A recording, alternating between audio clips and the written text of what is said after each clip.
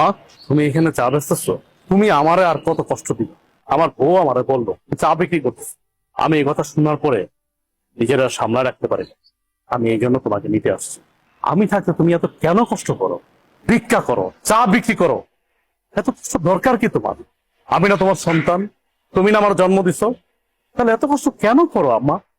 বাবারে, কিছু কিছু কষ্ট সন্তানের ভালোবাসার জন্য করতে হয়। আমি চাই নাই ভালোবাসা, আমি শুধু চাই তুমি আমার পাশে থাকবা, সবসময় আমার পাশে থাকবা।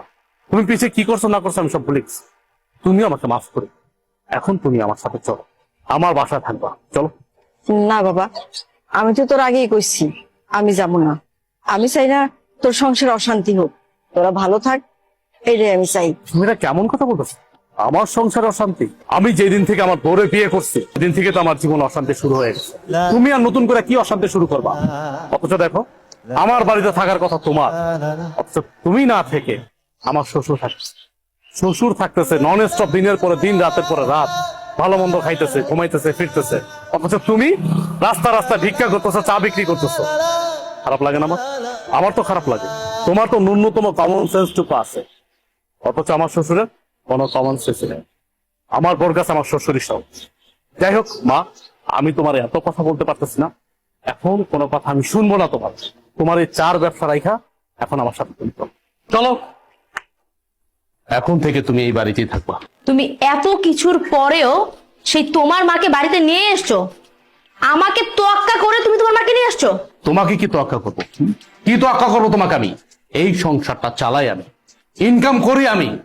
আমি পাঁচতলায় বসে এসির বাতাস খাবো, আর আমার মা রাস্তা রাস্তা চা বিক্রি করবে, ভিক্ষা করবে, সে গাছের নিচে থাকবে। দেখো, এই সংসারটা আমার, এই সংসারটা আমি মেনটেন করি, তাই আমি যা বলবো তাই হবে। আমি তোমার মাকে নিয়ে থাকবো না এই বাড়িতে।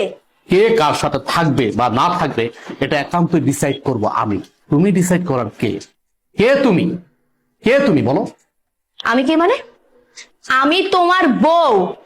এই বাড়িটা আমার, আর এই সংসারটাও আমার। এই সংসারের সব দায়িত্ব আমি পালন করি, তুমি তো তেমন কিছুই করো না। সো আমি এই সংসারে যে ডিসিশন দিব সেটাই ফাইনাল। আর তোমার মা তোমার ছোট ভাই ঘরে টিকতে পারেনি, আমার ঘরে কেন টিকবে? হ্যাঁ, তোমার কি মনে হয় যে উনি অত ভালো একটা মেয়ের সাথে টিকতে পারলো না, আমার সাথে টিকতে পারবে? কখনোই না। আমি তোমার মাকে নিয়ে এই এক ছাদের নিচে কোনো দিনও থাকবো না। এখনো সময় আছে, তোমার মাকে বের করো। বাহ, এই বাড়ি তোমার, তোমার কথা মতো চলবে। এই বাড়ি আমার, আমি আমার টাকায় কিনেছি, পরিশ্রমের টাকা দিয়ে কিনেছি। আর চাকরিটা করতেছি পরিশ্রম করে, কিন্তু চাকরি করে টাকা উপার্জন করি। হ্যাঁ মানলাম, তোমার বাবা আমাকে চাকরি দিয়েছে, সে অনেক সহযোগিতা করছে,